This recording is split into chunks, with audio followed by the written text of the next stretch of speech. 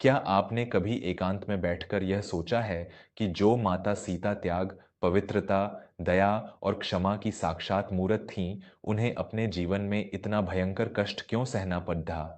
क्यों उन्हें गर्भावस्था के उस अत्यंत नाजुक समय में अपने प्राणों से प्यारे पति, मर्यादा पुरुषोत्तम श्री राम से अलग होना पड़ा? हम सभी रामायण की पावन कथा जानते हैं, अयोध्या के उस धोबी के ताने की बात भी जानते हैं, लेकिन इसके पीछे एक ऐसा गहरा रहस्य छिपा है, एक ऐसा कर्म योद्धा है जिसे सुनकर शायद आज आपके भी होश उड़ जाएंगे। नमस्कार दोस्तों, मैं हूं आपका दोस्त विवेक वर्मा और वर्मा स्टोरीज में आज मैं आपको हमारे पुराणों में छिपी एक ऐसी अनसुनी और हृदय विदारक कथा सुनाने जा रहा हूं जो हमें यह सिखाती है कि कर्मों का फल चाहे मनुष्य हो या स्वयं भगवान, सबको भुगतना ही पड़ता है। कर्मों की गति इतनी गहन है कि वह किसी को क्षमा नहीं करती। तो आइए समय के चक्र को पीछे घुमाते हैं और चलते हैं त्रेता युग की उस पावन नगरी में जहां यह पूरी घटना घटी थी। विदेह राज जनक की नगरी मिथिला, जो अपने ज्ञान, धर्म, शांति और ऐश्वर्य के लिए तीनों लोकों में विख्यात थी।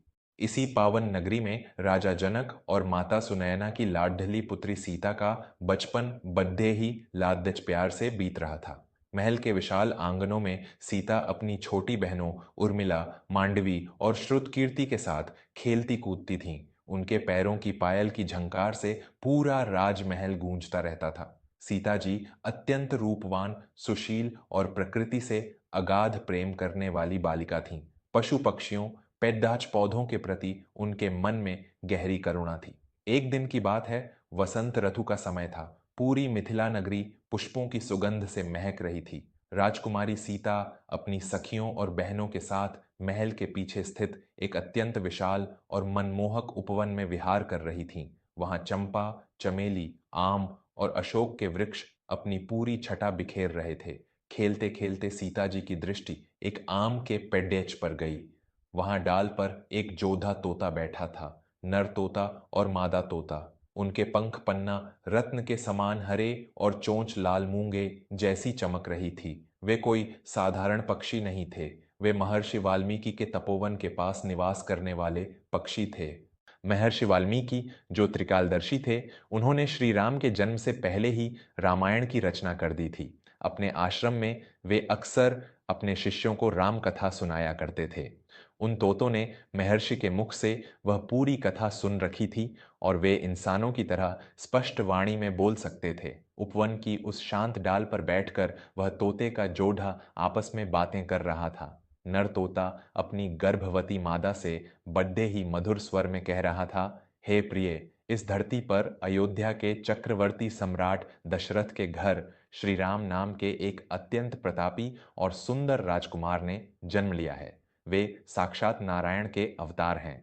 समय आने पर वे महर्षि विश्वामित्र के साथ इस मिथिला नगरी में पधारेंगे।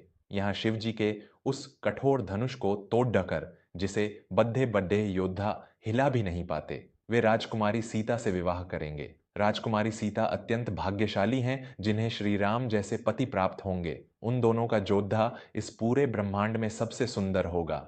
पेट डच के नीचे खद्दी नन्ही सीता ने जब अपने ही नाम की चर्चा सुनी तो उनके कान खड्डे हो गए।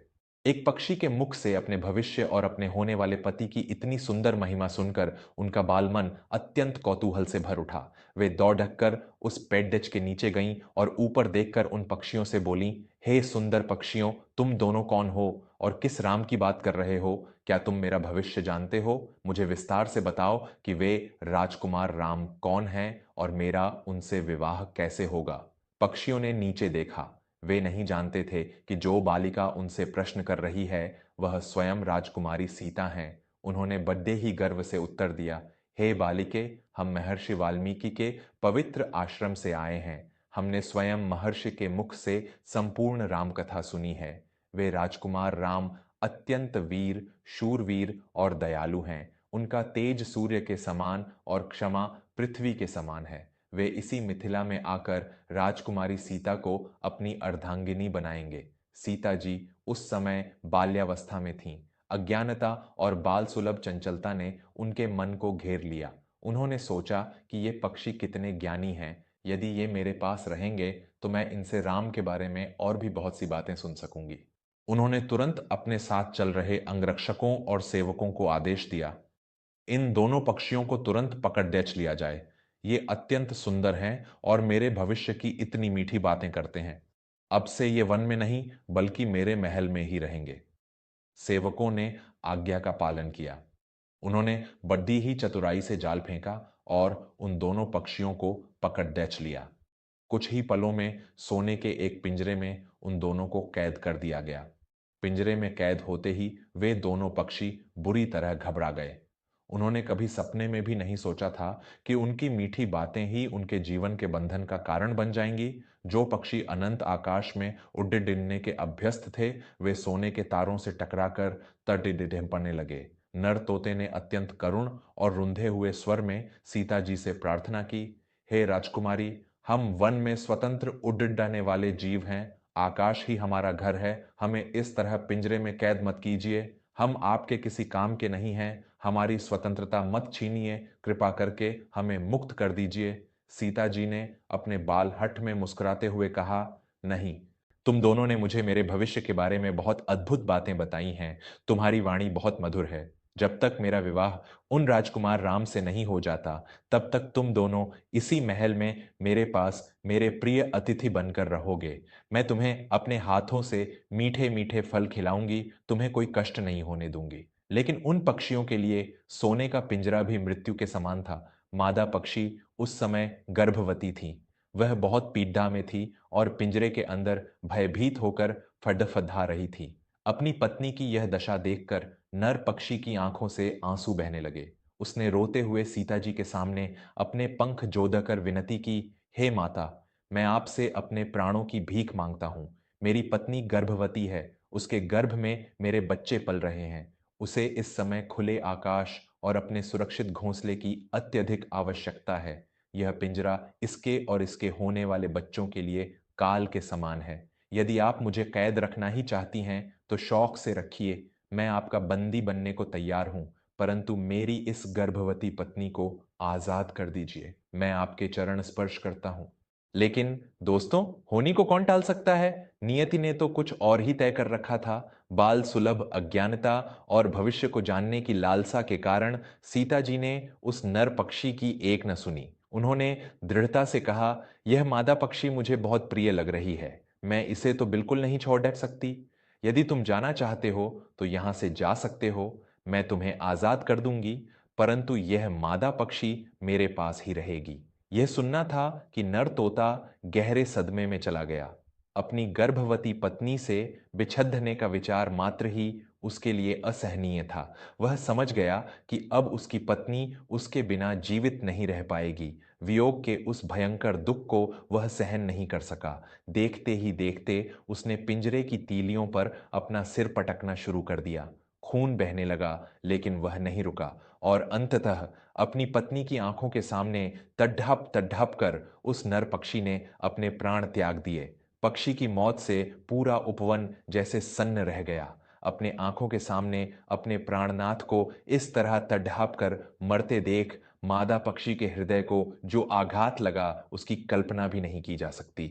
उसकी आंखों से आंसुओं की अविरल धारा बह निकली। उसका दुख, उसकी पीड़ा अब एक भयंकर क्रोध और श्राप में बदल चुकी थी। उस गर्भवती मादा पक्षी ने अपने प्राण त्यागने से ठीक पहले क्रोध और पीड़ा से कांपते हुए नन्ही सीता को देखा और एक अत्यंत कठोर श्राप दिया, हे राजकुमारी, तूने आज अपने बाल हठ और अज्ञानता में एक गर्भवती पत्नी को उसके पति से अलग किया है। तूने मेरे सुहाग को उजाड़ा है। मैं एक तुच्छ पक्षी हूं। मेरा तुझ पर कोई जोर नहीं है, लेकिन प्रकृति का न्याय सबके लिए समान है। मेरा यह दुख, मेरी यह पीड़ा व्यर्थ नहीं जाएगी। जा, मैं तुझे श्राप देती हूं कि जिस प्रकार आज तूने गर्भावस्था के इस नाजुक समय में मुझे मेरे पति से अलग किया है, ठीक उसी प्रकार भविष्य में जब तू गर्भवती होगी तो तुझे भी अपने प्राणों से, प्यारे पति से अलग होना पड़ेगा। तुझे भी वियोग की वही भयंकर पीड़ा सहनी पड़ेगी जो आज मैं सह रही हूं।